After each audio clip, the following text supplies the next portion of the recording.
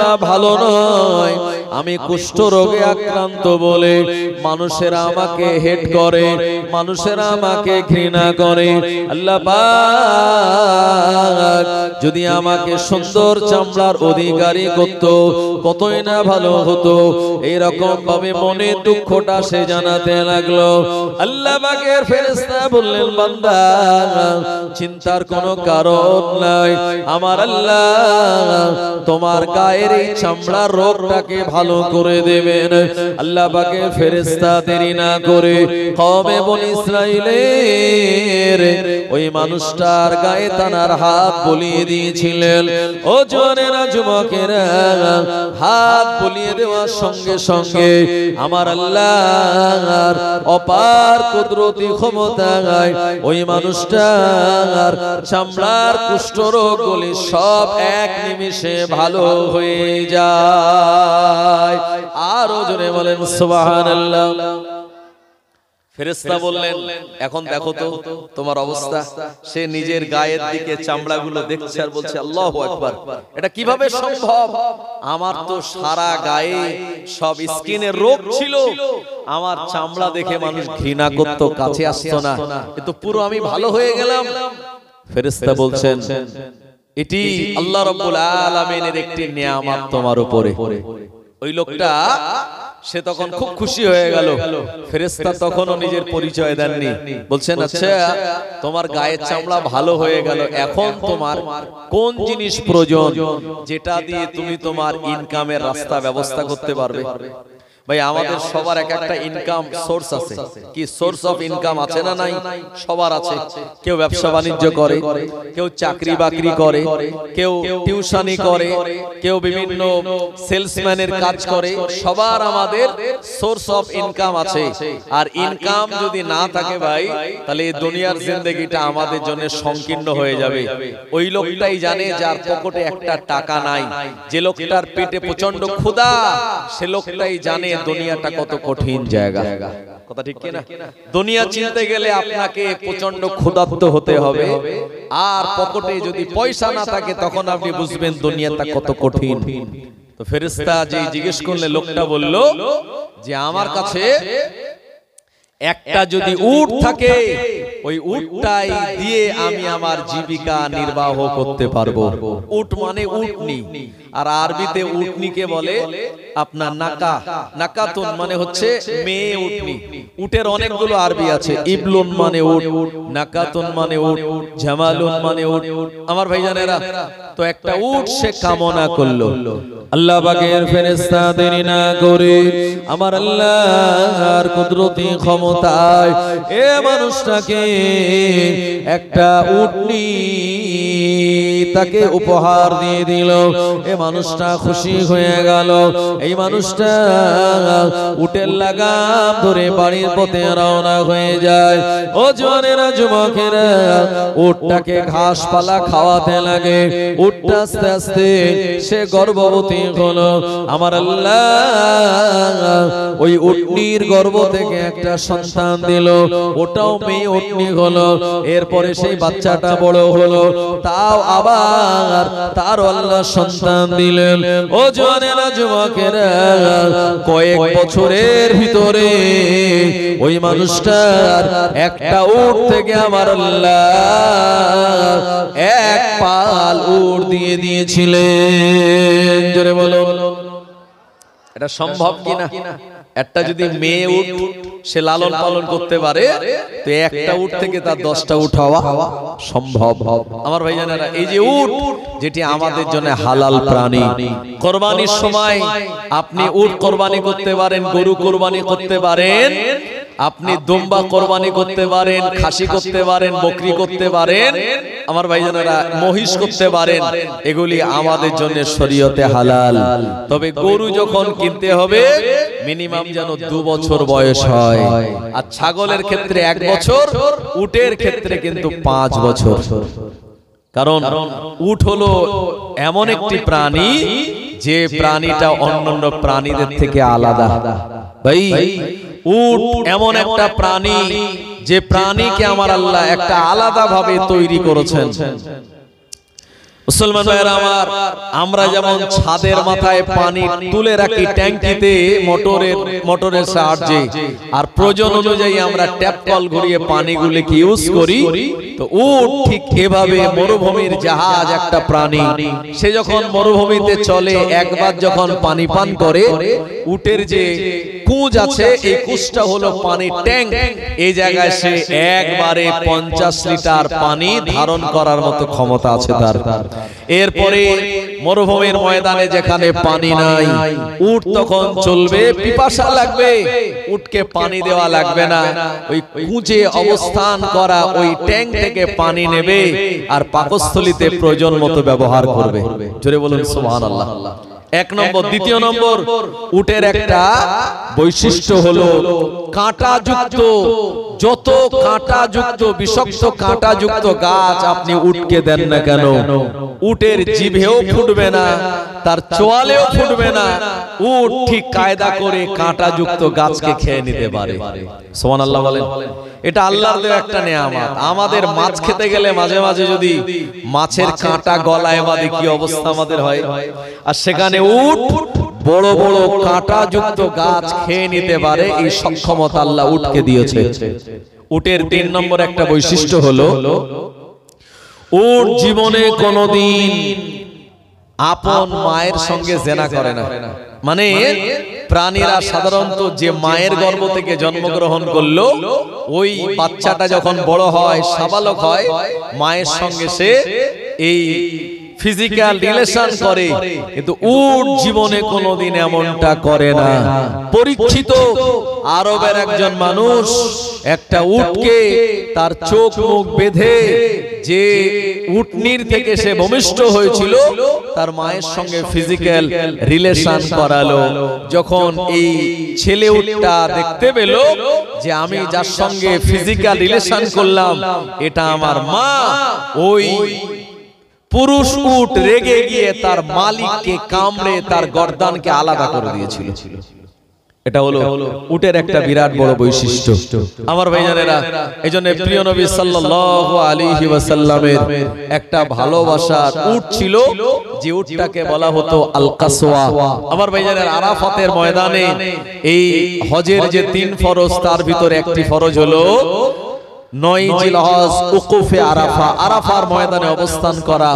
নবীজি আরাফার ময়দানে এই উটের উপরে সওয়ার হয়ে তিনি বক্তব্য দিচ্ছিলেন, আর বক্তব্য দিতে দিতে তার উপরে আয়াত নাজিল হয়েছিল, আল ইয়াউমা আকমালতু লাকুম দীনাকুম ওয়া আতমামতু আলাইকুম নি'মাতি ওয়া রাদিতু লাকুমুল ইসলাম দীনা।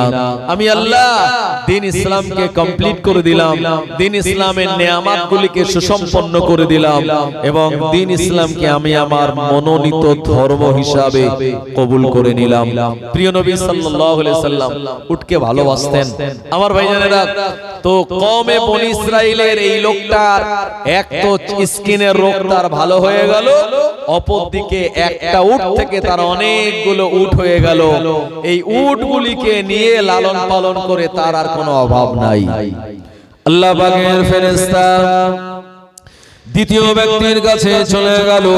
আমার ভাইজানেরা, যে মানুষটার মাথায় একটাও চুল ছিল না, আল্লাহ পাকের ফেরেশতা মানুষের আকৃতি ধারণ করে গিয়ে বললেন, ও আল্লাহর বান্দা, একবার বলুন না কোন জিনিসের অভাব আপনার। ওই মানুষটা তখন বলেছিল, এ দুনিয়াতে যত মানুষ রয়েছে, নারী পুরুষ, সবার মাথায় চুল রয়েছে, কিন্তু না না না, আমার মাথায় চুল নাই। এই চুল না থাকার কারণে মানুষ আমাকে নানান কটূক্তি করে, মানুষ আমাকে নানান কথা দ্বারা শোনায়। আমি যত দামি ড্রেস পরি না কেন, মানুষ আমায় দেখে পছন্দ করে না। এই চুল দাড়ি এটা হলো পুরুষের জন্য একটা অলংকার, কথা ঠিক কিনা? নারীর অলংকার আলাদা, চুড়ি তারা নাকে পরতে পারবে, কানে লাগাতে পারবে, হার পরতে পারবে। নারীদের জন্য ইসলাম সোনার অলংকার জায়েজ করে দিয়েছে, এটা তাদের জন্য হালাল।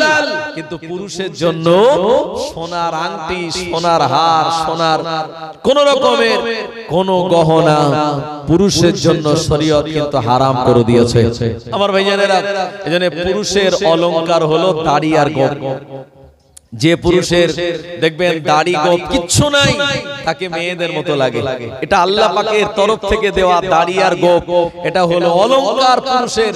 আমরা অনেকে সেই দাড়িও রাখি না, গোঁফও রাখি না, একেবারে দাড়ি গোঁফ শেষে আমরা ঘোষমতো হয়ে থাকি অনেক অনেক। আমার ভাইজানেরা, ও নবীর উম্মত উম্মতানিরা, ফেরেশতা বললেন চিন্তার কোনো কারণ নাই, আপনার মাথার চুল চলে আসবে। ফেরেশতা সময় ওই মানুষটার মাথার উপরে হাত বুলিয়ে দিল, আর আমার আল্লাহর অপার কুদরতি ক্ষমতা ওই মানুষটার মাথায় চুল হয়ে গেল। লোকটা অবাক হয়ে গেল, আমার মাথায় একটাও চুল ছিল না, অথচ আপনি এমন কি করলেন? আমার মাথায় হাত বুলিয়ে দেওয়ার সঙ্গে সঙ্গে আল্লাহ পাক আমার মাথায় চুল দিয়ে দিয়েছে। ফেরেশতা বললেন, আল্লাহ শুকরিয়া আপনি আদায় করুন। এখন আপনি বলুন, আপনার জীবিকা নির্বাহ করার জন্য কোন জিনিস আপনার প্রয়োজন? এই লোকটা জবাব দিয়ে বলল, জীবিকা নির্বাহের জন্য একটা গরু যদি আমায় দেওয়া হয়, ওটা লালন পালন করে আমি আমার জীবিকা নির্বাহ করব। আল্লাহ পাকের ফেরেশতা তাকে একটি গরু উপহার দিলেন। ও মুসলমানেরা আমার, যে গরুটা ছিল গাই গরু, আমার ভাইজানেরা, এই গরুটাকে লালন পালন করতে লাগলো, ঘাস খাওয়াতে লাগলো। একটা সময় একটা গরু থেকে আমার আল্লাহ কয়েক বছরের ভিতরে তার বাড়িতে অনেকগুলো গরু দান করে দিলেন। এই গরুগুলির দুধ বিক্রি করে বা বাড়তি গরুগুলি বিক্রি করে তার জীবিকা নির্বাহ হয়। বর্তমানে অভাব বলে তার আর কিছুই নাই। ও জওয়ানেরা, যুবকেরা, কওমে বনী ইসরাইলের তৃতীয় নম্বর ব্যক্তি, যে মানুষটা চোখে দেখতে পায় না, ফেরেশতা তার কাছে গিয়ে সালাম দিয়ে বললেন, ও আল্লাহর বান্দা, আমি এসেছি আপনার কাছে, একবার বলুন কোন জিনিসটা আপনার কাছে প্রিয়, কোন জিনিসটাকে আপনি পছন্দ করেন?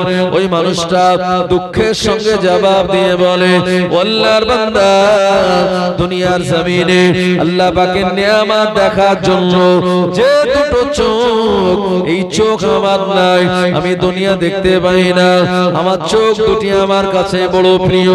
ফেরেশতা বললেন, চিন্তার কোনো কারণ নাই, আল্লাহ পাকের হুকুমে ফেরেশতা এই অন্ধ লোকের চোখের উপরে যখন বুলিয়ে দিল, আমার আল্লাহর অপার কুদরতি ক্ষমতা ওই মানুষটার চোখের আলো আল্লাহ দান করে দিয়েছিলেন।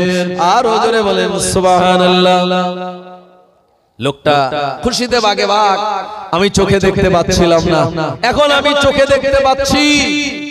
এ সময় ফেরেশতা বললেন, মানুষের আকৃতি ধারণ করে তোমার জীবিকা নির্বাহের জন্য কি লাগবে তোমার? তো লোকটা বলল, আমার যদি বকরি হয় তো বকরি পেলে আমি খুশি হয়ে যাব। ফেরেশতা তাকে বকরি গিফট করলেন, আর এই মানুষটা বকরি নিয়ে ঘরে চলে গেল। এরপরে এই বকরি থেকে তার অনেকগুলি ছাগল হয়ে গেল। আমার ভাইজানেরা, এরপরে ওই যে কুষ্ঠরোগী, তার অনেকগুলো উট, তার চামড়ার রোগ ভালো। যে লোকটার মাথায় টাক ছিল, আল্লাহ চুল দিলেন, সঙ্গে গরু দিলেন। যে অন্ধ ছিল, আল্লাহ চোখ দিলেন, সঙ্গে বকরি দিলেন। এরপরে আল্লাহ বলেন, এ আমার ফেরেশতারা, এবারে যাও এই তিনজন ব্যক্তিকে পরীক্ষা করো। ভাই, দুনিয়াতে আমরা এসেছি পরীক্ষা দেওয়ার জন্য, কথা ঠিক কিনা? আল্লাহ পাক শুনিয়েছেন, আল্লাযী খালাকাল মাউতা ওয়াল হায়াতা লিয়াবলুয়াকুম আইয়ুকুম আহসানু আমালা। ও জওয়ানেরা, যুবকেরা, আল্লাহ পাক শুনিয়ে দিলেন, আল্লাযী, মহান সেই আল্লাহ, খালাকা মানে তৈরি করেছেন বা সৃষ্টি করলেন, মাউতা মানে মৃত্যুকে, ওয়াল হায়াতা মানে জীবনকে। কিসের জন্য জানেন? লিয়াবলুয়াকুম, পরীক্ষা করার জন্য। কিসের পরীক্ষা? আইয়ুকুম আহসানু আমালা। আল্লাহ পাক যে লম্বা হায়াত আমাদের দিয়েছেন, এই হায়াত পাওয়ার পর আমরা কে কতটুকু ভালো আমল করতে পারি। এই পরীক্ষার জন্য আল্লাহ পাক আমাদেরকে দুনিয়ার জমিনে পাঠিয়ে দিয়েছেন। মুসলমান ভাইরা আমার, কোরআনুল মাজিদের অসংখ্য জায়গায় আল্লাহ পাক শুনিয়েছেন, ইন্নামা আমওয়ালুকুম ওয়া আওলাদুকুম ফিতনা, তোমাদের সম্পদ, আসেন ভাই, তোমাদের সম্পদ, তোমাদের আওলাদ, এগুলি সব ফিতনা শব্দের অর্থ হলো পরীক্ষা স্বরূপ, পরীক্ষার জিনিস। আল মালু ওয়াল বানুনা জিনাতুল হায়াতিদ দুনিয়া, এই দুনিয়ায় সন্তান সন্ততি এবং সম্পদ, এগুলি দুনিয়ার জিনাত, এগুলি মোহগ্রস্ত করে রাখে আমাদের। আমার ভাইজানেরা, জওয়ানেরা, যুবকেরা, এরপরে আল্লাহ বললেন, যাও ওই তিনজনকে পরীক্ষা করো, দেখো ওরা পরীক্ষায় পাশ করতে পারে কিনা। ফেরেশতা এসেছে সেই কুষ্ঠ রোগীর কাছে, যে আগে কুষ্ঠ রোগে আক্রান্ত ছিল। ফেরেশতা এখন নিজে তিনি কুষ্ঠ রোগের যে আলামত তানা শরীরে চলে এসেছে, ফেরেশতার এরকম একটা চেহারা নিয়ে ওই বান্দাটার কাছে গিয়ে বলল, ওগো আল্লাহর বান্দা, ও আল্লাহর বান্দা, দেখুন না আমি কুষ্ঠ রোগে আক্রান্ত, আল্লাহ পাক আপনাকে কত সুন্দর চেহারা দিয়েছে, আল্লাহ পাক আপনাকে কত সুন্দর নেয়ামত দিয়েছেন, অনেকগুলো উটের মালিক আপনি, ওখান থেকে একটা উট আপনি আমায় দান করুন। এই লোকটা জবাব দিল, যে লোকটা আগে কুষ্ঠ রোগে আক্রান্ত ছিল, এই লোকটা জবাব দিল, না না না, আমি এর আগে কোনোদিন এমন কুষ্ঠ রোগে আক্রান্ত ছিলাম না। জোরে বলে নাউজুবিল্লাহ। পুরো অস্বীকার, না না, এমন কোন রোগ আমার ছিল না। বলল, আল্লাহ তো এত উট, একটা উট অন্তত আমায় দিন। বলল, আমি অনেক কষ্ট করে উটগুলো লালন পালন করছি, এই একটা উট আমি তোমায় দিতে পারবো না। সম্পূর্ণ অস্বীকার করলো, এবং যার কিচ্ছু ছিল না, ফেরেশতা তাকে একটা উট গিফট করেছিল, একটা উট থেকে এতগুলো উট হলো, ও পুরো রিফিউজ করে দিল, ইগনোর করে বলল, না না, আমার একটিও তোমায় দিতে পারবো না। ফেরেশতা বিদায় নিলেন। বিদায় নেওয়ার আগে ফেরেশতা বললেন, এ আল্লাহর বান্দা, তোমার কি মনে নাই তুমি তো এককালে কুষ্ঠ রোগে আক্রান্ত ছিলে, কিন্তু আল্লাহ পাক তোমার কুষ্ঠ রোগ ভালো করে এত নেয়ামত দিয়েছে। ও লোকটা যখন অস্বীকার করলো, আমার আল্লাহ রাব্বুল আলামিনের হুকুমে ওই লোকটার আবার আগের মতো কুষ্ঠ রোগ তার স্কিনে হয়ে গেল। তার যে উটগুলি ছিল, উটগুলি তার কাছ থেকে অন্য জায়গায় পালিয়ে চলে, এখন সে আবার আগের মতো নিঃস্ব হয়ে গেল। দ্বিতীয় ব্যক্তির কাছে ফেরেশতা গিয়েছে, গিয়ে বলছে, গো আল্লাহর বান্দা, আপনার মাথায় একটাও চুল ছিল না, দেখুন আমার মাথায় চুল নেই, অন্তত আপনি আল্লাহ আপনার যে নেয়ামত দিয়েছে, এতগুলো বিরাট গরু, সেখান থেকে একটা গরু আমায় গিফট করুন। এই লোকটা বলল, কেন? আমি অনেক কষ্ট করে গরুগুলো লালন পালন করেছি, আর সেখান থেকে আমি তোমায় একটা গরু কেন দেব? বলল, না, এটা দাও, আল্লাহ রাজি আর খুশি হবে তোমার উপরে। বলল, না, আমার অনেক কষ্ট সাথে উপার্জিত সম্পদ, এ সম্পদ আমি তোমায় দিতে পারি না। আমার ভাইজানেরা, এ সময় ফেরেশতা তার পুরনো দিনের কথা মনে করালেন। আল্লাহ বান্দা, তোমার কি মনে নাই তোমার মাথায় চুল ছিল না? আল্লাহ পাক একটা বান্দাকে পাঠিয়ে দিয়েছিল, যে তোমার মাথায় হাত বুলিয়ে দিয়েছিল, তোমার মাথায় চুল চলে এসেছিল, আর তোমায় একটা গরু দিয়েছিল, একটা গরু থেকে অনেকগুলো গরু হয়ে গেল। এখন তো তুমি পরিপূর্ণ অস্বীকার করছো। এ মানুষটা রাজি হলো না, স্বীকার হলো না তার পুরনো দিনের কথা। একটা গরু যখন দান করার জন্য রাজি হলো না, আমার আল্লাহর ফেরেশতা বিদায় নেওয়ার আগে বললেন, আমার আল্লাহ তোমায় আগে যেমন করেছিল আবার তেমন করে দিন। বলার সঙ্গে সঙ্গে ওই মানুষটার আবার মাথার চুলগুলি উঠে গেল, এবং তার গরুগুলি সব ও জায়গা থেকে অন্য জায়গায় চলে গেল, তার হাতছাড়া হয়ে গেল। অনেক গরু মারা গিয়ে আবার তার আগের মতো অবস্থা হয়ে গেল। ও জওয়ানেরা যুবকেরা, আল্লাহ পাকের ফেরেশতা এবারে তৃতীয় জন ব্যক্তির কাছে গেলেন, যে ব্যক্তিটা চোখে দেখতে পেত না। আল্লাহ পাকের ফেরেশতা তার চোখের উপরে হাত বুলিয়ে দেওয়ার কারণে আমার আল্লাহ তার চোখকে ভালো করে দিয়েছিলেন। আমার ভাইজানেরা, এ সময় ওই মানুষটা বললেন, আল্লাহর বান্দা, আপনার অনেকগুলো বকরি, একটা বকরি আমায় দান করুন। অন্ধ লোকটা বিগত দিনে যে অন্ধ ছিল, ওই লোকটা পরিপূর্ণভাবে স্বীকার করলো, হা হা হা, আমি অন্ধ ছিলাম এক সময়, আল্লাহ পাক আমায় চোখ দুটো ভালো করে দিয়েছেন, এমায় আমার অসংখ্য নেয়ামত দিয়েছিলেন। আমার থেকে একটা বকরি নয়, যতগুলি আপনার দরকার আপনি ততটাই নিতে পারেন, কোনো আপত্তি নাই। আল্লাহ পাকের ফেরেশতা নিজের পরিচয় প্রকাশ করে বললেন, আল্লাহর বান্দা, না না না, আমি তোমার থেকে নেব না, এটা বরঞ্চ আল্লাহর পক্ষ থেকে একটা পরীক্ষা ছিল। ওই পরীক্ষায় ফার্স্ট ডিভিশনে তুমি পাস করে গিয়েছো। কিছুই দেওয়া লাগবে না, পরীক্ষা তোমার এর আগেও দুজনকে করেছি, কিন্তু তারা দিতে রাজি হয়নি এবং আল্লাহর নেয়ামতকে তারা অস্বীকার করেছে। তুমি অন্তত আল্লাহর নেয়ামত এবং পুরনো দিনে তোমার যে দুর্বিষহ অবস্থা ছিল, এটা তুমি স্বীকার করেছো, এতেই আল্লাহ তোমার উপরে রাজি আর খুশি। আমার ভাইজানেরা, এজন্য আল্লাহ পাক আমাদের যে হালাতে রাখে, সদা সর্বদা আপনি বলুন আলহামদুলিল্লাহ। কেউ যদি জিজ্ঞেস করে, ভাই কেমন আছেন, আপনি শত সমস্যায় থাকলেও যদি বলেন আলহামদুলিল্লাহ, আল্লাহ পাক আমায় ভালো রেখেছেন, আমার আল্লাহর শুকরিয়া আদায় করা হবে, আমার আল্লাহ আপনার উপরে রাজি আর খুশি হবেন। জোরে বলেন সুবহানাল্লাহ। আমার ভাইজানেরা, তো দুনিয়ার জমিনে তাদের তো কোনো ভয় নাই। আমি প্রথমে একটি আয়াত বলেছি, ওয়ালা তাহিনু ওয়ালা তাহজানু ওয়া আনতুমুল আ'লাউনা ইন কুনতুম মুমিনিন। আমার আল্লাহ পাক শুনিয়েছেন, তোমাদের কোনো পেরেশানি নাই, তোমাদের কোনো চিন্তা নাই, ওয়া আনতুমুল আ'লাউনা, এবং দুনিয়াতে তোমরাই বিজয়ী হবে, তবে শর্ত হলো ইন কুনতুম মুমিনিন, তোমাদের মুমিন হওয়া লাগবে। ভাই মুমিন কারা? মুমিন কারা? কোরআন মাজিদের 10 পারা সূরা তাওবার 74 নম্বর আয়াত আল্লাহ শুনিয়েছেন, মুমিন হতে গেলে তার ভিতরে কমসে কম 9টা আলামত লাগবে। কটা? 9টা চিহ্ন, 9টা আলামত লাগবে। তো সেই আলামতগুলি যদি আমাদের ভিতরে থেকে থাকে, তবে আমরা প্রকৃতপক্ষে মুমিন। মুমিনের 1 নম্বর আলামত হলো আত-তাইবুন, মুমিন যিনি আল্লাহর দরবারে তিনি তওবা করবেন। জোরে বলুন সুবহানাল্লাহ।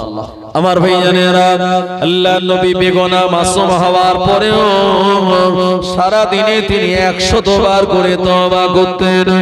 ও নবীর উম্মতেরা, সকাল থেকে আর এখন রাত, কম বেশি আপনার 10টা বাজে, এই সময়ের ভিতরে আমরা কে কতবার তওবা করলাম? আমার ভাইজানেরা, জওয়ানেরা, যুবকেরা, আল্লাহর দরবারে যারা বেশি বেশি তওবা করে, এটা মুমিনের আলামত। মুমিনের 2 নম্বর আলামত হলো ওয়াল আবিদুন, মুমিন আল্লাহর ইবাদতকারী বান্দা হবে। 3 নম্বরে মুমিনের আলামত হলো ওয়াল হামিদুন, মুমিন আল্লাহ পাকের প্রশংসা আদায় করবে। মুমিনকে কেউ যখন জিজ্ঞাসা করবে, ভাই কেমন আছো, তিনি জবাব দেবেন আলহামদুলিল্লাহ।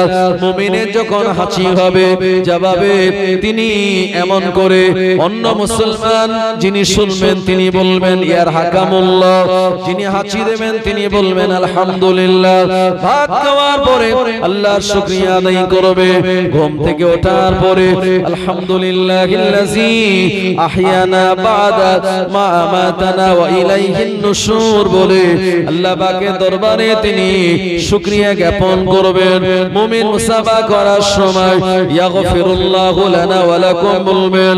বিপদ আপদ বালা মুসিবতে পড়লে পরে মুমিন ইন্না লিল্লাহি ওয়া ইন্না ইলাইহি রাজিউন বলে নেবেন। শুধু তাই নয়, ও জওয়ানেরা যুবকেরা, বাড়ি থেকে কাজের সন্ধানে যখন বেরিয়ে যাবে, বিসমিল্লাহি তাওয়াক্কালতু আলাল্লাহ লা হাওলা ওয়ালা কুওয়াতা ইল্লা বিল্লাহ এই কথা বলে তার পরিবারকে আল্লাহর উপরে হাওলা করে রেখে চলে যাবেন। ও জওয়ানেরা যুবকেরা, কেউ যদি কোনো উপকার করে দেয়, তিনি থ্যাংক ইউ না বলে জাযাকাল্লাহু খায়রান বলবেন। শুধু তাই নয় আমার ভাইজানেরা, কেউ দোয়া চাইলে ঠিক আছে না বলে অন্তত তিনি বলবেন ফি আমানিল্লাহ। আর ভবিষ্যতে ফিউচারে কোনো কাজ করার ইচ্ছা এরাদা করলে জবানে তিনি বলে নেবেন ইনশাআল্লাহ। ও জওয়ানেরা যুবকেরা, এই কথাগুলি যারা বলে এবং সদা সর্বদা আমার আল্লাহর শুকরিয়াগুলি আদায় করে জ্ঞাপন করে আমার আল্লাহ তার উপরে রাজি আর খুশি হয়ে যান। আমার ভাইজানেরা, এ কারণে মুমিনের 3 নম্বর আলামত হলো ওয়াল হামিদুন, মুমিন আল্লাহ পাকের প্রশংসা করবেন। জোরে বলুন। ভবিষ্যতে কোনো কাজ করতে গেলে তিনি বলবেন ইনশাআল্লাহ, আমি আগামী বছর উমরাতে যাব বা আগামী কালে কাজ করব। ভাই, যে কথার সঙ্গে, যে ফিউচারের কথার সঙ্গে ইনশাআল্লাহ বলা হয়, ওটা যদি কঠিন হয় আল্লাহ পাক সেটা আমাদের জন্য সহজ করে দেন। জোরে বলুন সুবহানাল্লাহ। নবী সুলাইমান আলাইহিস সালাতু সালামের 100 মর্তে মুজাহিদ দরকার, তো এরকম মর্তে মুজাহিদ তিনি পাচ্ছেন না। উনি তখন বললেন, আমি 100 নারীকে বিবাহ করব আর 100 জন নারীর কাছে যাব, আল্লাহ ওই 100 নারীর গর্ভ থেকে সন্তান দেবেন 100টি, তারা আমার পাশে দাঁড়িয়ে ইসলামের হয়ে তারা লড়াই করবে। এই কথা তিনি বলেছিলেন। এরপরে তিনি 100 বিবাহ করলেন, 100 স্ত্রীর কাছে গেলেন, কিন্তু সন্তান হলো মাত্র একটি, তাও আবার ল্যাংড়া খোড়া। সুলাইমান আলাইহিস সালাম আল্লাহকে বলেন, আল্লাহ এমনটা হলো কেন? আমি তো আপনার একজন পয়গম্বর, একজন নবী। আল্লাহ বলেন, এ নবী সুলাইমান, যেদিন তুমি এমন ইচ্ছা এরাদা করেছিলে সেদিন তুমি ইনশাআল্লাহ বলো নাই। বুঝতে পারছেন? আমাদের প্রিয় নবী সাল্লাল্লাহু আলাইহি ওয়াসাল্লামের কাছে এক সময় ইহুদিরা এসে প্রশ্ন করেছিল, রূহ সম্পর্কে আপনি আমাদের বলুন। প্রিয় নবী বললেন, আমি তোমাদের আগামী কাল জবাব দেব।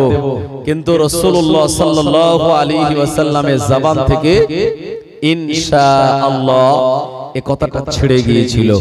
কারণ প্রিয় নবী নিজের প্রবৃত্তির অনুসরণ করে কোনো কথা বলতেন না, যা বলতেন সব আল্লাহ তাআলার পক্ষ থেকে প্রেরিত মেসেজ, ওহী বার্তা। জোরে বলুন সুবহানাল্লাহ।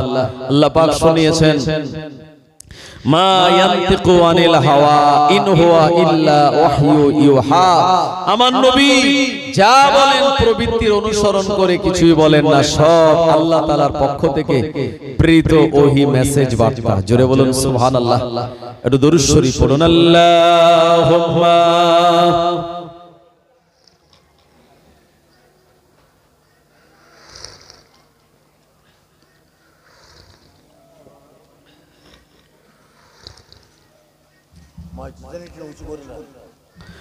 फलक पर चाँद जैसा है,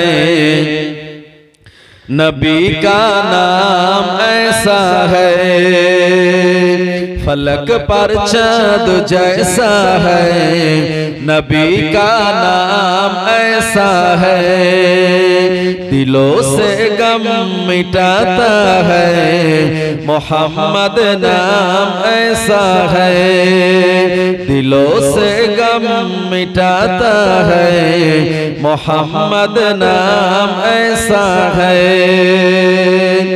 ये दिल जब गम का मारा हो, मोहम्मद याद आता है। ये दिल जब गम का मारा हो, मोहम्मद याद आता है। जुदा जब कोई प्यारा हो मोहम्मद याद आता है, जुदा जब कोई प्यारा हो मोहम्मद याद आता है।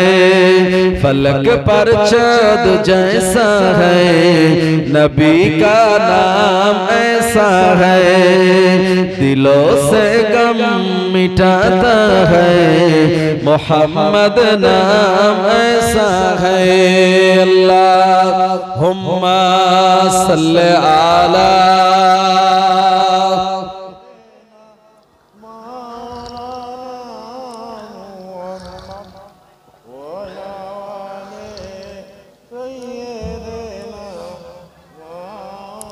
আমার ভাইজানেরা, জওয়ানেরা, যুবকেরা, যে কথা আমি আপনাদেরকে শোনাচ্ছিলাম, প্রিয় নবী তিনি বললেন আগামীকাল জবাব দেব, কিন্তু 2 দিন 4 দিন 5 দিন হয়ে গেল, জিবরাইল আলাইহিস সালাম তিনি আসছেন না। আর প্রিয় নবীর কাছে জিবরাইল আলাইহিস সালাম তার জীবদ্দশায় টোটাল 24,000 বার এসেছিলেন। জোরে বলুন সুবহানাল্লাহ। কোন নবীর কাছে 1000 বার, কোন নবীর কাছে 1500 বার, কোন নবীর কাছে 500 বার, কোন নবীর কাছে 200 বার, 100 বার। আর আমাদের নবীর কাছে জিবরাইল ফেরেশতা আগমন করেছিলেন টোটাল 24,000 বার। জোরে হবে না সুবহানাল্লাহ। সেই জিবরাইল আলাইহিস সালাম নবীজির কাছে আসছেন, আল্লাহর নবী বিচলিত হয়ে বললেন, কি ব্যাপার জিবরাইল আলাইহিস সালাম আমার কাছে আসে না কেন? আমার ভাইজানেরা, ও নবীর উম্মত উম্মতানিরা, 2 সপ্তাহ পেরিয়ে গেল, জিবরাইল আলাইহিস সালাম আল্লাহর নবীর এমন করে দরবারে একদিন আগমন করলেন, আমার নবীকে সালাম দিলেন, আসসালাতু ওয়াসসালামু আলাইকা ইয়া রাসূলুল্লাহ, আসসালাতু ওয়াসসালামু আলাইকা ইয়া হাবিবাল্লাহ। আল্লাহর নবী সালামে জবাব দিয়ে বললেন, জিবরাইল আমি কি আপনার সঙ্গে কোনো বেয়াদবি করে ফেললাম নাকি আল্লাহ পাক আমার উপরে নারাজ হয়েছেন? কি ব্যাপার, এতদিন হয়ে গেল আমার কাছে আপনি আসলেন না কেন? আমার কাছে আপনি আগমন করেন না কেন? জিবরাইল আলাইহিস সালাম বলেছিলেন, ইয়া রাসূলুল্লাহ, ইয়া হাবিবাল্লাহ, হুজুর বেয়াদবি ক্ষমা করুন, ইহুদিরা যেদিন আপনার জিজ্ঞাসা করেছিল রূহ সম্পর্কে আপনি বলুন, আপনি বলেছিলেন আগামীকাল জবাবটা দিয়ে দেব, কিন্তু না না না, ওই কথা সঙ্গে আপনি ইনশাআল্লাহ বলেন নাই। এই কারণে আল্লাহ পাক আমায় 15 দিন আসতে মানা করে দিয়েছিলেন।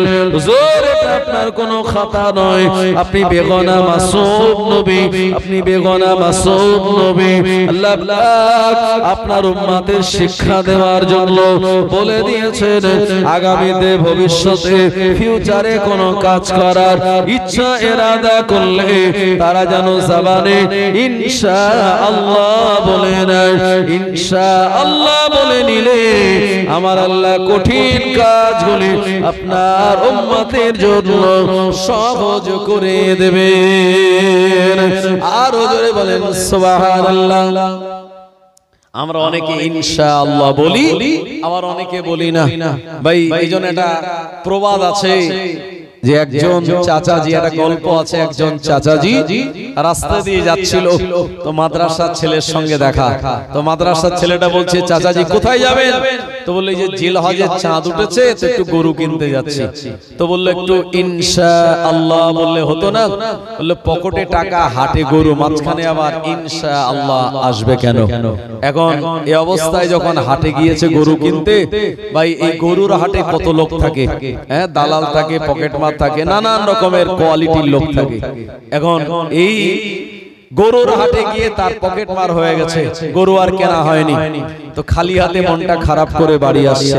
মাদ্রাসার ছেলেটা বলছে, চাচাজি সেই আপনার গরু?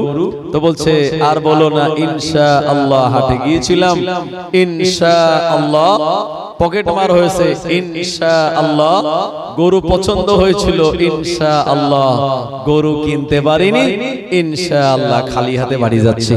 তো ছেলেটা বলছে, চাচাজি এতবার ইনশাআল্লাহ না বলে, তখন তো একবার বললে মিটতো, তো আসলে বিপদে না পড়লে আমরা সহজে আল্লাহর নাম নিই না। জওয়ানেরা, যুবকেরা, এই যে যখন করোনার সিজন আসলো আপনারা জানেন, এই যে 2020 সালে মার্চ মাসে চীনের ইউহান প্রদেশ থেকে কোভিড-19 করোনা ভাইরাস নামক একটা আল্লাহর আসমানি গজব এসেছিল। কথা ঠিক কিনা ভাই? এই সময় প্রশাসনের তরফ থেকে আমাদের উপরে নানা বিধি নিষেধ ছিল যে মসজিদে গিয়ে গ্যাদারিং করা যাবে না, সোশ্যাল ডিসটেন্স মেইনটেইন করতে হবে, স্যানিটাইজার ইউজ করতে হবে, মাস্ক ব্যবহার করতে হবে, নানান রকম সব ফর্মুলা। তারপরেও কিছু মুসলমানেরা তারা মসজিদে আমরা গিয়েছিলাম এই নিয়াত করে যে মসজিদ আল্লাহর ঘর, আর এই আল্লাহর ঘরে গেলে সেখানে যেহেতু আল্লাহর রহমত, আর যেখানে আল্লাহর রহমত আছে ওখানে গজব থাকতে পারে না। তাই আমরা মসজিদে গিয়ে নামাজ আদায় করেছিলাম।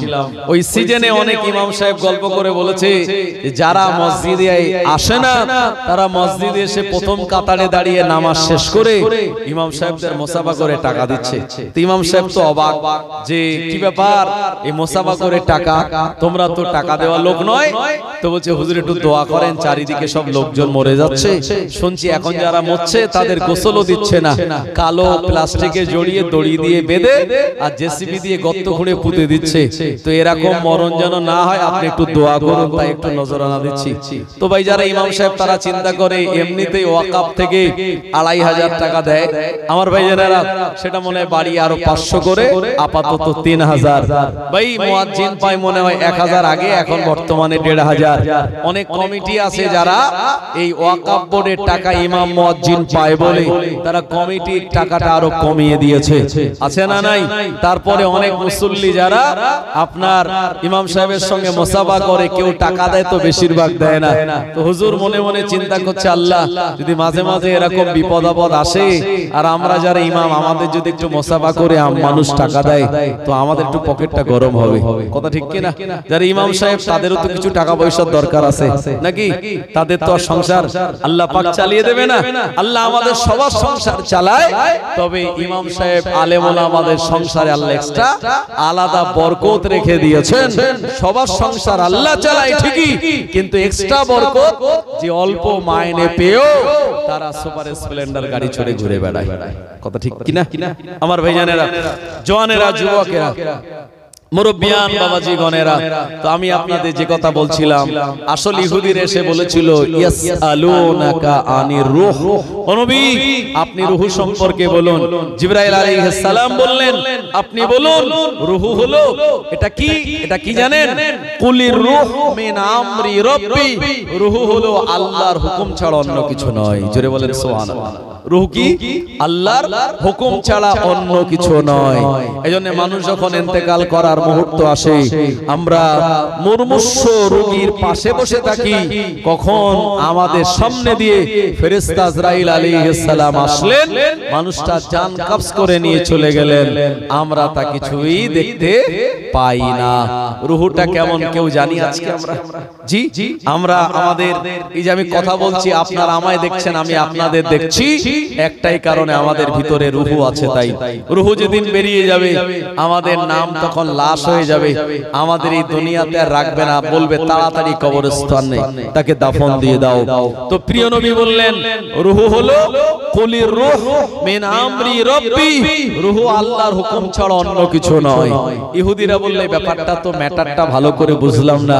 আল্লাহ পাক শুনিয়ে দিলেন ওদেরকে বলে দাও ওমা উতিতুম মিনাল ইলমি ইল্লা কলিলা, আমি আল্লাহ যে জ্ঞান দিয়েছি এই জ্ঞান হলো খুব সামান্য পরিমাণের জ্ঞান। এই অল্প জ্ঞান নিয়ে রূহটার ব্যাপারে তারা কিছুই বুঝবে না। আল্লাহ আমাদের জ্ঞান দিয়েছেন খুব অল্প। জি, এমন করে একটা নৌকার উপরে, সমুদ্রের উপরে নৌকা চলছিল, সেই নৌকায় একটা চড়ুই পাখি বসলো। চড়ুই পাখি সমুদ্রে থেকে ঠোঁটে করে যদি যে পানিটা তুলবে, ওই পানি পরিমাণের অল্প জ্ঞান আল্লাহ দুনিয়ার আলেম, হাফেজ, কারি, মাওলানা, মুফতি, উকিল, ব্যারিস্টার, আমার ভাইজানেরা ইঞ্জিনিয়ার, আইপিএস, ডব্লিউবিসিএস, এদের সবার মাথায় অল্প জ্ঞান বন্টন করেছেন। আর আমার আল্লাহ রাব্বুল আলামিনের জ্ঞানের কোনো সীমারেখা নাই। একটু জোরে বলবেন না সুবহানাল্লাহ। জওয়ানেরা যুবকেরা ও নবীর উম্মত উম্মতানিরা, এইজন্য ইলম হলো চার প্রকার। একটা হলো ইলমে হুসুলি, আর একটা হলো ইলমে ইহসাসি, আর একটা হলো ইলমে ইদরাকি, আর একটা ইলমের নাম হলো ইলমে লাদুন্নি। ও মুসলমানের আমার, ইলমে ইহসাসি হলো এমন করে যেগুলি আমরা আমাদের আপনার স্কিনে ঠান্ডা গরম অনুভব করি, আমরা চোখ দিয়ে দেখি, আমরা কান দিয়ে শুনি, এটা হলো ইলমে ইহসাসি। ও মুসলমানরা আমার, ইলমে হুসুলি হলো চক, ডাস্টার, ব্ল্যাকবোর্ড, মাদ্রাসা, স্কুল যাবতীয় টিএলএমএল মানে যেগুলি লার্নিং এবং টিচিং এর যে ব্যবস্থা, এগুলি হলো ইলমে হুসুলি। ইলমে ইদরাকি হলো যেটা আমার আল্লাহ রাব্বুল আলামিন মানুষ এবং প্রাণী জগৎকে আগে ভাগে দিয়ে পাঠিয়ে দেন, এটা হলো ইলমে ইদরাকি। এটা কেমন ভাই? মুরগি তা দিয়ে 12টা ডিম, তা দিয়ে 12টা বাচ্চা হয়েছে।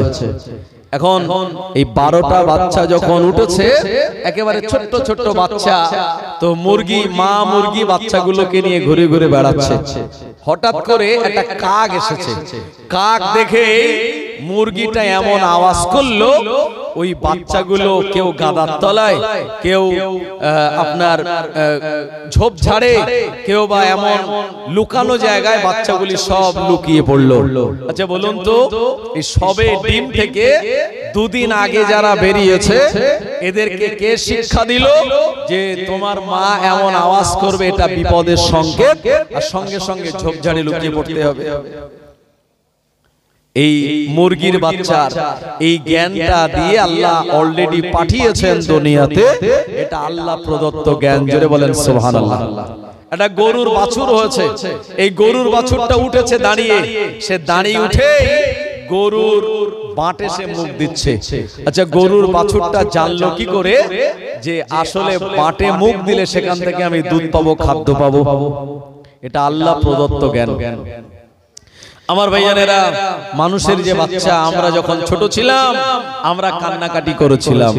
এই বাচ্চা কান্নার কারণ কি? রাসূলুল্লাহ সাল্লাল্লাহু আলাইহি সাল্লাম বলেছেন, এই বাচ্চাগুলি যখন ভূমিষ্ঠ হয়, আপনার কুল্লু মাউলুদুন বনি আদম, বনি আদমের সন্তানেরা যখন ভূমিষ্ঠ হয়, তখন ইয়ামাসাহু শাইতান, শয়তান তাদেরকে ছুঁয়ে যায়, ফায়াসতাহিল্লু সারিখান, তখন বাচ্চাগুলি চিৎকার দেয়। তখন প্রিয় নবী বলেছেন, আমার সুন্নাত হলো এই বাচ্চাটা ডান কানে তোমরা আযান দাও আর বাম কানে কামাত শুনিয়ে দাও।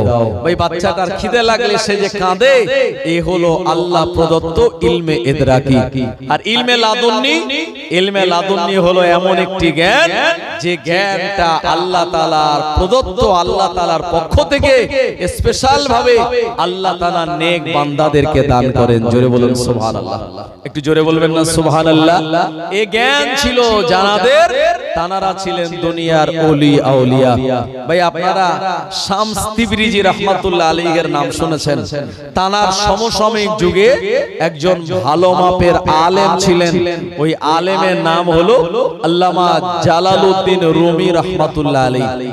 তো শামসে তিবরিজি উনি মস্ত বড় আল্লাহর ওলি, কিন্তু তানার বেশভূষা, পরনের জামা কাপড় খুব একটা ভালো ছিল না। যখন এলাকায় ঘুরে বেড়াতেন, লোকজন তানাকে দেখে মোটামুটি ভাবতো এই লোকটা একটু পাগল টাইপের লোক, এই লোকটার জ্ঞান বুদ্ধি টুদ্ধি একটু কম আছে, মানুষ এটা মনে করত। কিন্তু বাস্তবিক ইনি ছিলেন আধ্যাত্মিক ইলমের একজন বিরাট বড় আল্লাহর ওলি। জোরে বলুন সুবহানাল্লাহ। ও জামানার একজন বড় আলেম জালালউদ্দিন রুমি রাহমাতুল্লাহ আলাইহি, তানার বিরাট নাম ডাক, এক কথায় সবাই তানাকে বিরাট বড় আলেম বলে জানে। ভাই এমন জালালউদ্দিন রুমি রাহমাতুল্লাহ আলাইহি, তিনি তানার লাইব্রেরি রুমে কিতাবগুলি মোতালা করছিলেন। এ সময় শামসে তিবরিজি চাইলেন একটু তানার কাছে গিয়ে মোলাকাত করব, আর জালালউদ্দিন রুমির সঙ্গে আমি একটুখানি সাক্ষাৎ করব। এ সময় শামসে তিবরিজি রাহমাতুল্লাহ আলাইহি, জালালউদ্দিন রুমি রাহমাতুল্লাহ আলাইহি ওই লাইব্রেরি রুমে ঢুকলেন তিনি, আর অনুমতি চাইলেন। অনুমতি দেওয়া হলো। এই লাইব্রেরি রুমে ঢুকে জালালউদ্দিন রুমি রাহমাতুল্লাহ আলাইহি কিতাব যখন যখন মোতালা করছিলেন আমার ভাইজানেরা, এ সময় তিনি সালাম দিলেন। জালালউদ্দিন রুমি রাহমাতুল্লাহ আলাইহি তারা সালামের জবাব দিলেন বটে, কিন্তু না না না, আপ্যায়ন করলেন না, মেহমানদারি করলেন না, বসার জায়গা দিলেন না। এ আদর্শ দেখে শামসে তিবরিজি রাহমাতুল্লাহ আলাইহি বুঝতে পারলেন এ জামানার আলেম জালালউদ্দিন রুমির ভিতরে বিরাট এক অহংকার রয়েছে। আর এটা তো বাস্তবিক, সব জিনিসের একটা গরম আছে, আছে না নেই? সদ্য যখন মাদ্রাসা থেকে ছেলেরা মান্তিক, হিকমাত, আপনার শর্মিয়াতে আমিল, আপনার দেওয়ানে মুতানাব্বি, দেওয়ানে হাফিজ, আবারাত, মুখতাসারুল মানি থেকে শুরু করে ইলমে নাহু, আপনার সরেজামি, হেদায়েতুন নাহু, কাফিয়া, মুখতাসার, আপনার তিরমিজি, আবু দাউদ, ইবনে মাজাহ, আপনার ফতোয়ায়ে শামি, ফতোয়ায়ে উসমানিয়া, ফতোয়ায়ে মাহমুদিয়া, কিতাবুল ফতোয়া, নিজামুল ফতোয়া, ফতোয়ায়ে আমিনিয়া, ফতোয়ায়ে সিদ্দিকিয়া, যত রকমের কিতাব আছে আমার ভাইজানেরা, এই কিতাবগুলি পড়ে যখন সদ্য বার হয় তার ভিতরে একটা গরম গরম কাজ করে। এটা সবার ভিতরেই হয়, কারণ সব জিনিসের গরম আছে, আছে না নেই? আপনার পকেটে যদি দুই পকেটে 50-50 করে যদি 1 লাখ টাকা থাকে, তো আপনার ভিতরে একটা গরম গরম ভাব থাকবে। গাঁটিতে যদি একটা কি AK-47 গোজা থাকে, তো কথার ঝাঁজ আলাদা হবে। আমার ভাইজানেরা, যে লোকটা রাস্তার ধারে 5 তলা বাড়ি, তার কথার টেম্পার একটু আলাদাই হয়। তো সব জিনিসের গরম যেমন আছে, ইলমেরও গরম আছে। তো ইলিম যখন নেওয়া হয় এবং মাদ্রাসায় পড়ে যখন ইলিমগুলি প্রবেশ করে, ওই ইলমের সঙ্গে সঙ্গে কিছু অহংকারও প্রবেশ করে। তবে ইলমের সঙ্গে যতক্ষণ তার অহংকার থাকবে আমার ভাইজানেরা, ততক্ষণ সে প্রকৃতপক্ষে আল্লাহর নিকটবর্তী হতে পারবে না। যখন ইলমের সঙ্গে সঙ্গে যে অহংকার ঢুকেছিল ওটাকে সে বার করে দিতে পারবে, তখন সে প্রকৃতপক্ষে আল্লাহকে চিনতে পারবে। জোরে বলুন।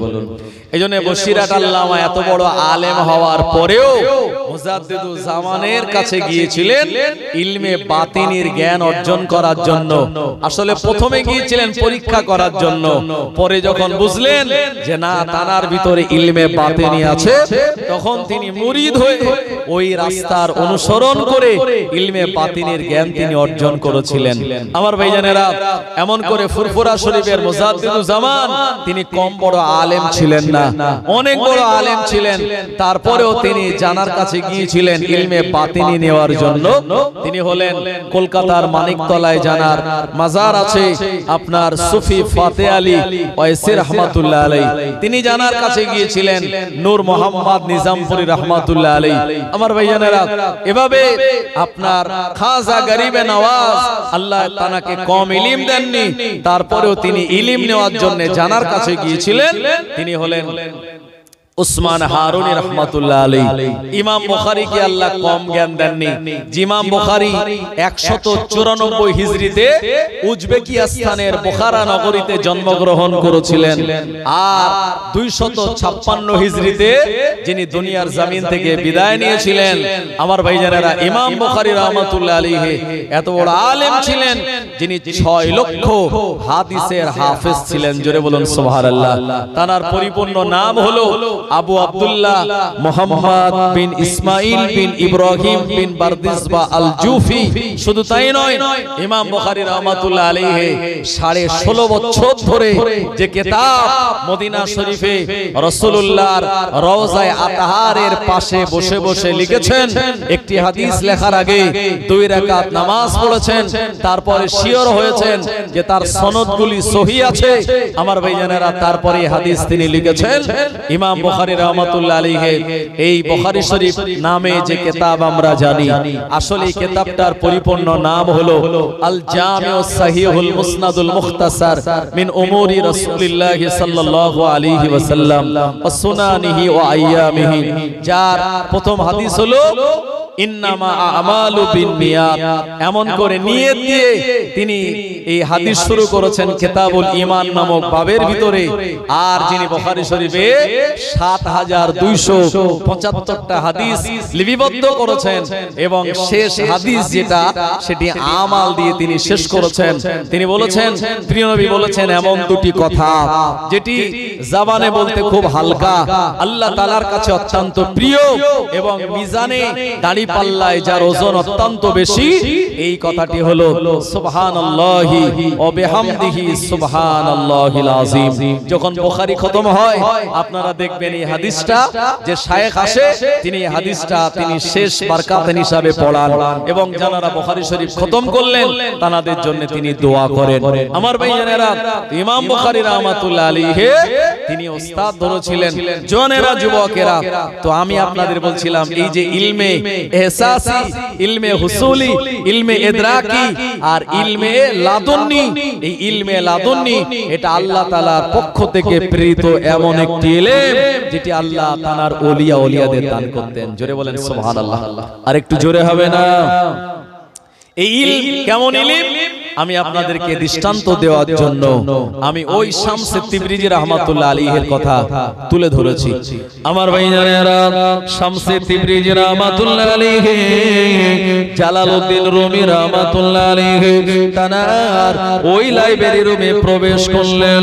দেখতে পেলেন আমায় বসার জায়গা দিল না, আমাকে এমন করে ওয়েলকাম স্বাগতম জানালো না, মেহমানদারি করালো না। আল্লাহর ওলি শামসে তিবরিজি রাহমাতুল্লাহ আলাইহি বুঝতে পারলেন এই জালালউদ্দিন রুমির ভিতরে ইলমের গরম আছে। এ কারণে দেরি না করে তার সামনে যে কিতাবগুলি ছিল আমার ভাইজানেরা, ওই কিতাবগুলি তিনি ধরে নিয়ে শামসে তিবরিজি বাইরে আসলেন। আর বাইরে একটা কুয়া ছিল বাবা, ওই কুয়ার ভিতরে সব কিতাবগুলি ফেলে দিল। রাগ হবে না? হবে না? আমি কিতাব মোতালা করছিলাম আর সেই কিতাব তুলে নিয়ে বাইরে বেরিয়ে যদি কুয়ার মধ্যে কেউ ফেলে দেয় কি পরিমাণ রাগ হবে? জি, ভোল্টেজ তো 444 ভোল্টের রাগ হবে না? তো জালালউদ্দিন রুমি রাহমাতুল্লাহ আলাইহি খুব ছোট বড় কথা বলতে লাগলেন, নানান কথা শোনাতে লাগলেন। এ সময় শামসে তিবরিজি একটাও তার প্রত্যুত্তর দিলেন না, বরঞ্চ তিনি সেগুলি সব শুনলেন। শোনার পরে তিনি মুচকি হেসেছেন। সুবহানাল্লাহ বলেন। মুচকি হেসে ওই কুয়ার পাশে গিয়েছেন, গিয়ে বলছেন আল্লাহর হুকুমে যে কিতাবগুলি আমি ফেলে দিয়েছি, আল্লাহর হুকুমে ওই কিতাবগুলি আমার হাতে চলে আয়। আমার ভাইজানেরা, বলার সঙ্গে সঙ্গে কুয়ার ভিতরে ফেলে দেওয়া কিতাবগুলি শামসে তিবরিজি রাহমাতুল্লাহ আলাইহির কাছে চলে এসেছে। মুসলমান আমার, ও জওয়ানেরা, যুবকেরা, নবীর উম্মতেরা, এ সময় যে পৃষ্ঠা ধরে মোতালা করছিল ওই পৃষ্ঠা শামসে তিবরিজি রাহমাতুল্লাহ আলাইহি জালালউদ্দিন রুমির সামনে ওপেন করে দিলেন। কিতাব ফেলে দিলেন, সেখান থেকে তুললেন আর যেখানে পড়ছিলেন ওই পেজটা ওপেন করে দিয়েছে। জোরে বলেন সুবহানাল্লাহ। অবাক ব্যাপার নয়? জালালউদ্দিন রুমি রাহমাতুল্লাহ আলাইহি বুঝতে পেরেছেন যে এই মানুষটা জাতাই মানুষ নয়। বাহ্যিক জামা কাপড় বেশভূষা দেখতে খারাপ হলে আসলে তিনি একজন বড় মাপের আল্লাহর ওলি মানুষ। কারণ এটা তো কারামাত, আর কারামাত অস্বীকার করলে আপনার উপরে ফাসিকি ফতোয়া পড়বে, আর নবীদের মুজিজা অস্বীকার করলে বেঈমান হওয়ার ফতোয়া। কেউ যদি ওলিদের কারামাত অস্বীকার করে সে বেঈমান হবে না, কিন্তু ফাসিক হবে।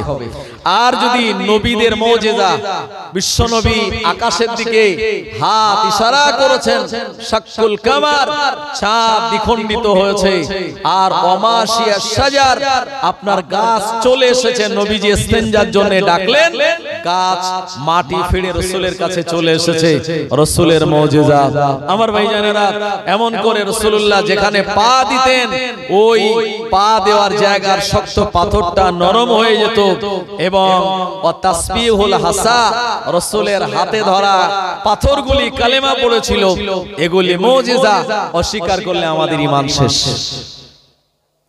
এ সময় জালালউদ্দিন রুমি রাহমাতুল্লাহ আলাইহি বললেন, আল্লাহর নেক বান্দা, বেয়াদবি ক্ষমা করুন। আপনি আমার কাছে যখন এসেছিলেন উচিত ছিল আপনাকে বসতে দেওয়া, মেহমানদারি করানো, কিন্তু না না না, আমি আপনাকে চিনতে পারিনি। আপনি আমার বেয়াদবি মাফ করুন। যে ইলমের বলে আপনি কিতাবগুলি ফেলে দিলেন কুয়ার ভিতরে, আবার এই কিতাবগুলো শুকনো আপনি বার করে আনলেন, একটাও ভিজলো না। আবার যে জায়গায় আমি পড়ছিলাম ওই পেজটা তো আপনি ওপেন করে দিলেন।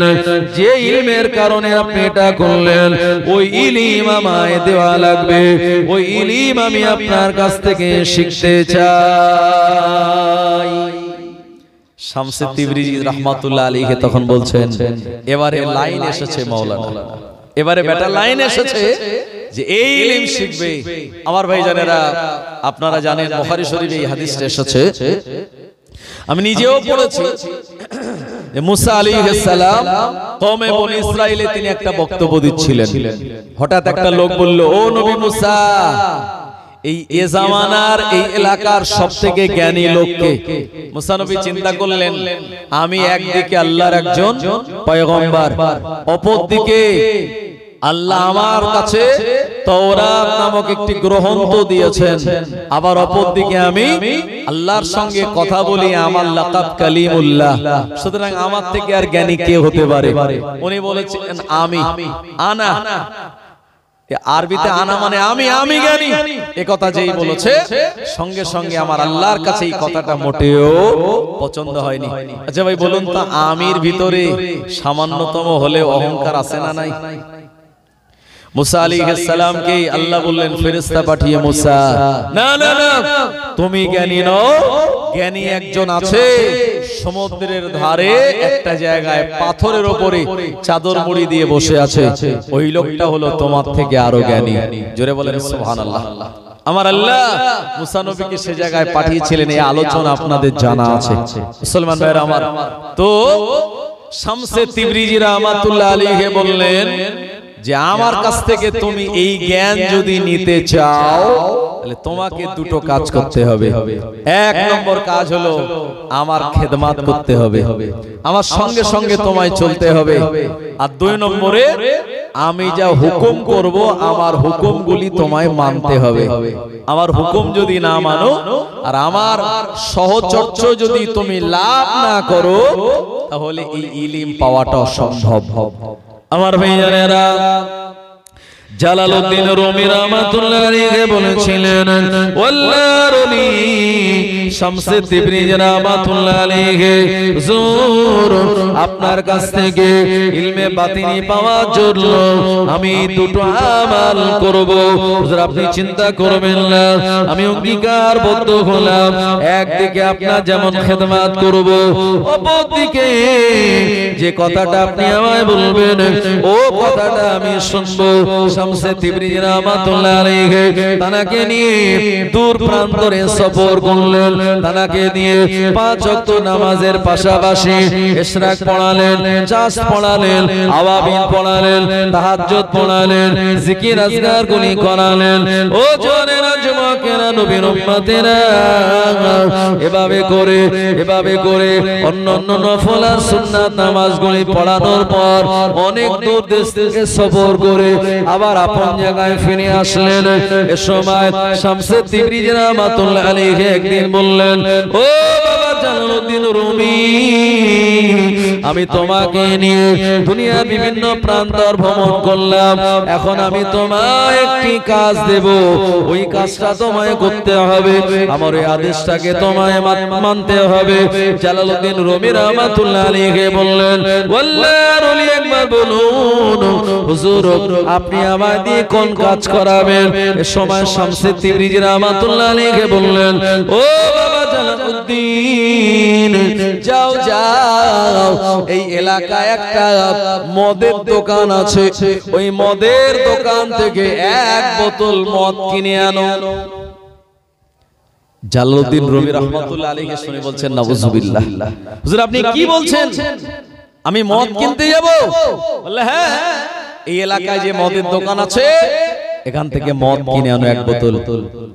জালালউদ্দিন রুমি রাহমাতুল্লাহ আলাইহি বলছেন এ জামানার আমি একজন বড় নামকরা আলেম, এই আমার এলাকার যত উলামা হযরত তারা আমাকে একজন বড় মাপের আলেম বলে জানে, আর আমার পরহেজগারিতা সম্পর্কে মানুষের ভিতরে একটা আলোচনাও চলে।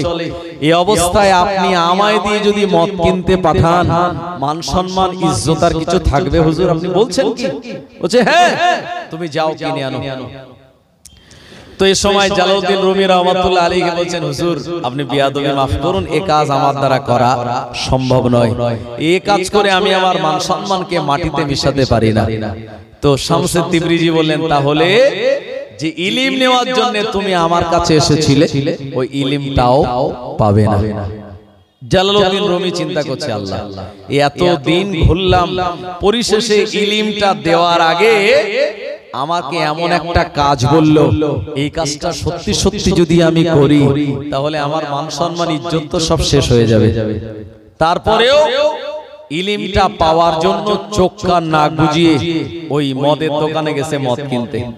ভাই এই আমিনপুর এলাকার একজন বড় মাপের আলেম, তিনি যদি মদের দোকানে দেখা হয় যে মদ কিনছে, এলাকার লোক আর আলেম বলে দাম দেবে, সম্মান ইজ্জত দেবে? তো সবাই বলল যে হুজুর কি ব্যাপার আপনি এখানে? তো বললে হ্যাঁ আমি এসেছি। বলে আপনি একজন এত বড় আলেম, আপনি বিভিন্ন ফারায়েজের আপনি সমস্ত হিস্সাগুলি আপনি নির্ধারণ করেন, আপনি ফতোয়া দেন, আর আপনি এত বড় মাপের আলেম হয়ে মদের দোকানে? বললে এসেছি আমি। তো তারপরে মদ এক বোতল যেই কিনলেন, পুরো মাতাল্লা চারিদিকে ভাইরাল করে দিল যে আমাদের এলাকার যে জালালউদ্দিন রুমি সে মদ খায়, মানে আমাদেরও মদ খেতে কোনো অসুবিধা নাই। জোরে বলে নাউজুবিল্লাহ। মানে আলেম মদ কিনেছে মানে তিনি যদি মদ কিনতে পারে তাহলে আমাদের উপরে আর হারাম কেন? এ জায়েজ হয়েছে। ভাই মাতাল্লা চারিদিকে ভাইরাল করে দিল। এমত অবস্থায় জালালউদ্দিন রুমি রাহমাতুল্লাহ আলাইহির ওই এলাকায় যে মান সম্মান ইজ্জত ছিল, এই মান সম্মান ইজ্জত সব শেষ। অত্যন্ত বিনয়ের সঙ্গে মনটা খুব নরম করে আর জালালউদ্দিন রুমি রাহমাতুল্লাহ আলাইহি শামসে তিবরিজির কাছে এসে বলছে হুজুর এনান মান সম্মানের মাথা নষ্ট করে, মান সম্মান ইজ্জত দিয়ে সব লুটিয়ে দিয়ে আপনার কাছ থেকে ওই ইলমে বাতিনি পাওয়ার জন্য মদের দোকান থেকে মদ কিনে আনলাম, এনান মদটা কি করবেন? হুজুর বলেন মদটা ফেলে দাও, কারণ মদ হলো হারাম। জালালউদ্দিন রুমি একটু রেগে গেছে, বলল হুজুর আপনি আমায় দিয়ে মদ কেনালেন, মান সম্মান ইজ্জত শেষ করলেন, এই মদটা এবারে ফেলে দিতে বলছেন? বলছে হ্যাঁ ওটা তো হারাম, ফেলে দাও। এ সময় জালালউদ্দিন রুমি রাহমাতুল্লাহ আলাইহির মনটা বড় খারাপ, হুজুর আমায় দিয়ে এমন একটা কাজ করালো, এলাকার মান সম্মান ইজ্জত বলে আর কিছু থাকলো না। ও জওয়ানেরা যুবকেরা, এ সময় শামসে তিবরিজি রাহমাতুল্লাহ আলাইহি বলেছিলেন ও বাবা জালালউদ্দিন রুমি শুনে রেখে দাও, এতদিন তোমার এলাকার মানুষেরা তোমায় বড় আলেম বলে জানতো, তোমায় বিরাট বড় একজন মুহাদ্দিস, তোমায় একজন বিরাট বড় ফকিহ, তোমাকে একজন বিরাট বড় মুস্তাহিদ বলে তারা জানতো, তোমার বিরাট সম্মান ইজ্জত ছিল। কিন্তু না না না, আজ থেকে তোমাকে সবাই মাতাল বলবে। কিন্তু না, আমার আল্লাহ তো জানেন তুমি মদ পান করো নাই, মদ আল্লাহ হারাম করেছেন। না না না, আজ থেকে মানুষ তোমায় যে সম্মান ইজ্জত দিত ওই সম্মান ইজ্জত দেবে না, তোমার বিরুদ্ধে তারা সমালোচনা করা শুরু করে দেবে, আর যারা তোমার বিরুদ্ধে সমালোচনা করা শুরু করে দেবে তোমার গুনাহগুলি তারা ভাগ নিয়ে নেবে। আল্লাহ পাক শুনিয়েছেন ওয়াইলুল লিকুল্লি হুমাযাতিন লুমাযা আল্লাযী জামা মালান ওয়া আদ্দাদা। এমন করে যারা মানুষের সামনে পিছনে নিন্দা মন্দ করে তারা ধ্বংস, এবং যারা টাকা পয়সা গুলো জমিয়ে জমিয়ে রাখে, গুনে গুনে রাখে, তাদের উপরে ধ্বংস, এবং যারা ধান্দা করে এ টাকা পয়সা আমায় অমর করে রাখবে। ও বাবা জালালউদ্দিন, আজ থেকে মানুষ তোমায় আর হুজুর বলবে না, তোমায় মাতাল বলে ডাকবে, তোমায় মদখোর বলে ডাকবে। এর বদৌলতে তোমার জীবনের ছোট ছোট গুনাহগুলি তারা টেনে নেবে। এতদিন তোমার ভিতরে অহংকার ছিল, এই অহংকারগুলি সব মাটিতে মিশে গেল। সামান্য পরিমাণ অহংকার থাকলে পরে আমার আল্লাহকে তুমি রাজি আর খুশি করাতে পারবে না। সামান্য বিন্দু পরিমাণ অহংকার থাকলে এমন অহংকারী ব্যক্তিকে আমার আল্লাহ জান্নাত দেবেন না। ও বাবা জালালউদ্দিন, এবারে তোমাকে আমি যে সবকগুলি আমল করার জন্য দেব, এই সবক আমল করলে আল্লাহর হাবিবের সঙ্গে তোমার দিদার নসিবে হয়ে যাবে। ও জওয়ানেরা, যুবকেরা, শামসে তিবরিজি রাহমাতুল্লাহ আলাইহির দেওয়া এই সবকগুলি আমল করার 2 থেকে 2.5 মাসের মাথায় আল্লাহর হাবিবের সঙ্গে জালালউদ্দিন রুমি রাহমাতুল্লাহ আলাইহির যেমন দিদার নসিব হয়ে গিয়েছিল, অপরদিকে ইলমে বাতিনি তানার ভিতরে প্রবেশ করেছিল। আল্লাহ নবী শুনিয়েছেন, ক্বালা মান রাআনি ফিল মানামি ফাকাদ রাআনি ফা ইন্না শাইতানা লা ইয়াতামাসসালু ফি সূরাতি। আল্লাহ নবী বললেন, যে আমায় দেখলো সে সত্য দেখলো, যে আমায় দেখলো সে সত্য দেখলো। না না না, শয়তান সবার রূপ ধারণ করতে পারলেও আল্লাহর হাবিবের রূপ চেহারা শয়তান ধারণ করতে পারে না। একবার প্রাণ খুলে বলুন সুবহানাল্লাহ। জালালউদ্দিন রুমি রাহমাতুল্লাহ আলাইহি বলেন, হুজুর আপনার হাতে হাত দিয়ে আল্লাহর হাবিবের সঙ্গে আমার দিদার নসিব হয়ে গিয়েছে। আর জোরে বলেন সুবহানাল্লাহ। আমার ভাইজানেরা, বর্তমানে একটা দল বেরিয়েছে।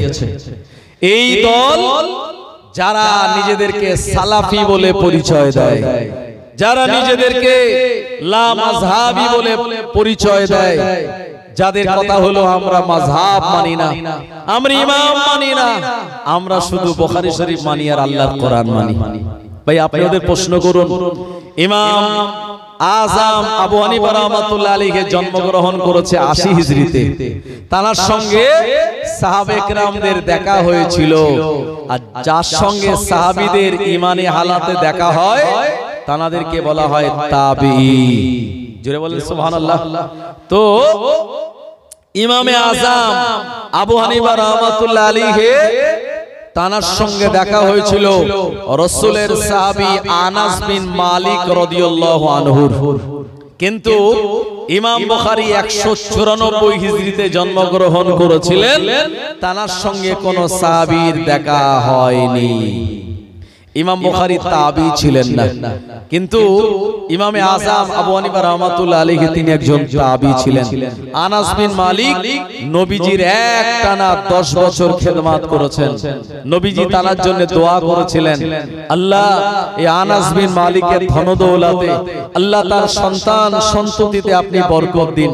তো আনাস বিন মালিক রাদিয়াল্লাহু আনহুর জন্য নবীজি যে দোয়া করেছিলেন, আল্লাহ পাক তার সেই দোয়াকে কবুল করে আনাস বিন মালিক রাদিয়াল্লাহু আনহু জীবনী পড়ে দেখুন, তিনি 103 বছরের লম্বা হায়াত পেয়েছিলেন। জোরে বলুন। শুধু তাই নয়, আনাস বিন মালিক রাদিয়াল্লাহু আনহুর 100 জন সন্তানাদি ছিল।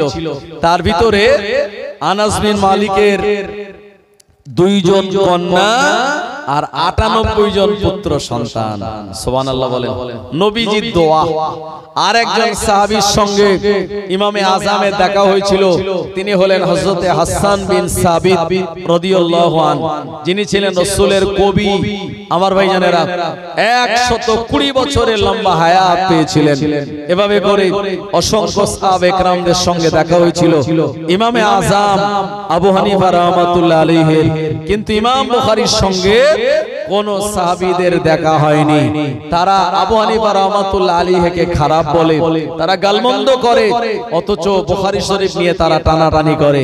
ভাই আমরাও বুখারী শরীফ যেমন মানি আমরাও ঠিক তদ্রুপ একজন তাবি ৮০ হিজরিতে জন্মগ্রহণ করা ইমাম নু'মান বিন সাবিত রাহমাতুল্লাহ আলাইহি তানাকেও আমরা ইমাম বলে মাযহাবের ইমাম বলে মানি।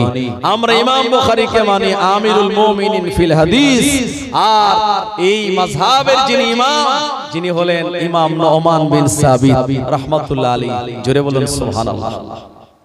এজন্য একজনকে মানবো আর একজনকে গালমন্দ করব এমনটা কিন্তু ঈমানের পরিচয় নয়।